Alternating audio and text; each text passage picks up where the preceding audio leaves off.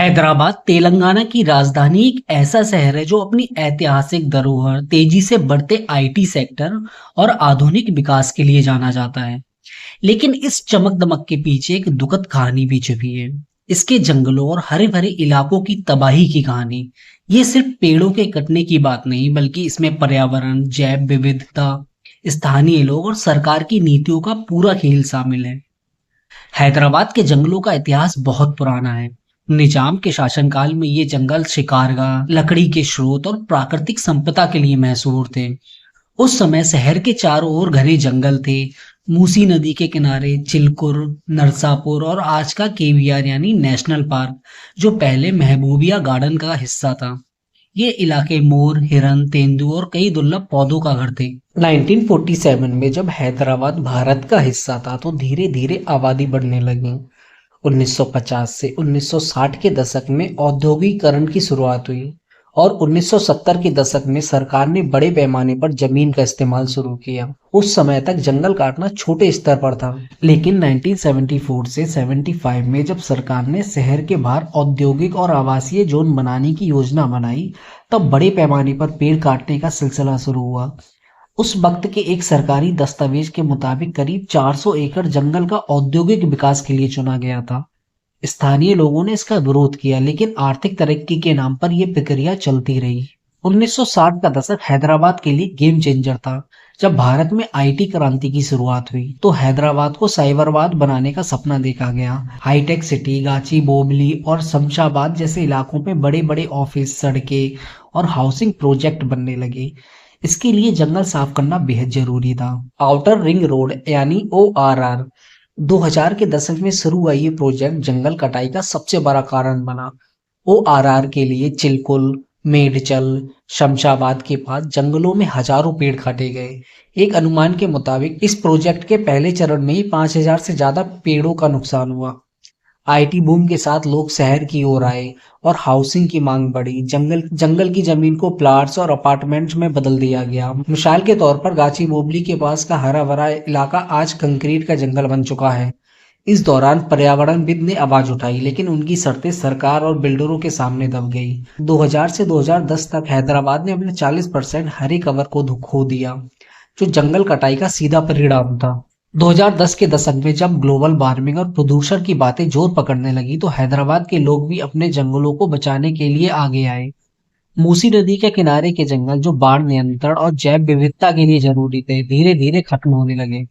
2015-16 में जब KVR national park के पास सड़क चौड़ी करने और निर्माण की योजना बनी तो भारी विरोध हुआ। लोग सड़कों पर उतरे और सेव केवीआर कैंपेन चला। सरकार को पीछे हटना पड़ा, लेकिन ये छोटी जीत थी। 2018 में मेट्रो के विस्तार के लिए गाची बोबली और अन्य इलाकों में 3000 से ज्यादा पेड़ काटे गए। इसके खिलाफ छात्रों और स्थानीय लोगों ने प्रदर्शन किया। इस दशक में कई एनजीओ जैसे हैदराबाद राइजिंग और सेव ट्रीज सामने आए। लोगों ने पेड़ों की कटाई को रोकने के लिए सड़क मार्च, धरने, कोर्ट में याचिकाएं दायर की, लेकिन विकास की रफ्तार इतनी तेज थी कि जंगल कटते रहे। 2020 का दशक हैदराबाद के जंगलों के लिए सबसे मुश्किल समय रहा। तेलंगाना सरकार ने नई highway, IT corridor, smart city project की घोषणा की। इसके लिए विकाराबाद, नरसापुर और मेडचल जैसे इलाकों के जंगल निशाने पर आए। ORR यानी आउटर रिंग रोड 2023 को और चौड़ा करने के लिए 10,000 पेड़ काटने का प्लान बना। पर्यावरणविदों ने सुप्रीम कोर्ट का दरवाजा खटखटाया। 2025 यानी कोर्ट में एक स्टे ऑर्डर जारी किया, जिसमें अवैध पेड़ कटाई पर रोक लगाई गई। लेकिन स्थानीय रिपोर्ट्स कहती है कि जमीन पर ये ऑर्डर पूरी तरह लागू नहीं हो रहे हैं। चुप चुप कर पेड़ों की कटाई जारी है। कई बार जंगल कटाई के पीछे टिम्बर माफियाओं का हाथ होता है। विकाराबाद के जंगलों से महंगी लकड़ियों जैसे चंदन और सागवान की चोरी की खबरें भी सामने आती रहती हैं। हैदराबाद के जंगलों में मोर, तेंदुए, भारतीय रोलर पक्षी और कई औषधीय पौधे पाए जाते हैं। पेड़ों के कटने से ये प्रजातियां खतरे में हैं।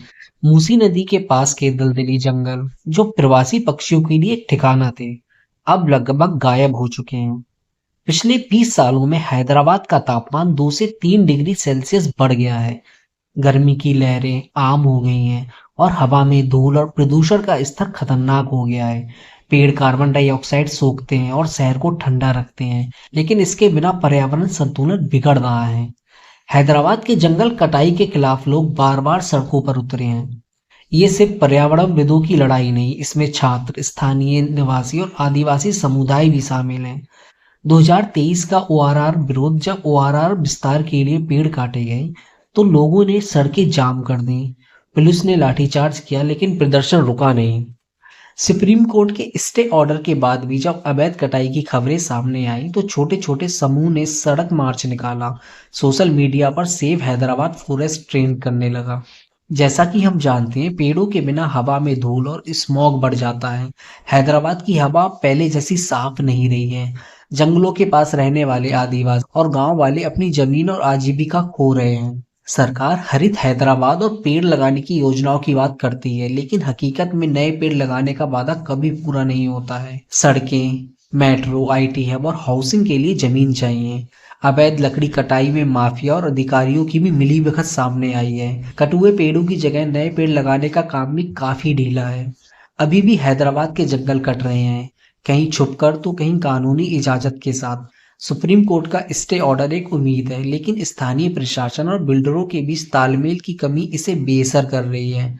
पर्यावरणविद सोशल मीडिया पर कैंपेन चला रहे हैं और लोगों में जागरूकता बढ़ रही है, फिर भी जंगल का नुकसान नहीं रुक पा रहा है। हर दिन कोई ना कोई पेड़ गिर रहा है और इसके साथ ही शहर का प्राकृतिक संतुलन भी खतरे में पड़ रहा है। हैदराबाद के जंगल की कहानी एक त्रासदी है। एक तरफ विकास जो नौकरी और समृद्धि लाता है, दूसरी तरफ प्रकृति का विनाश है जो जलवायु और जैव विविधता को नष्ट कर रहा है। ये संतुलन कब टूटेगा कोई नहीं जानता। लोग इसलिए लड़ रहे हैं ताकि आने वाली पीढ़ियों के लिए कुछ बचा रहे। ये सिर्फ पेड़ों की नहीं बल्कि हमारे भविष्य की लड़ाई है।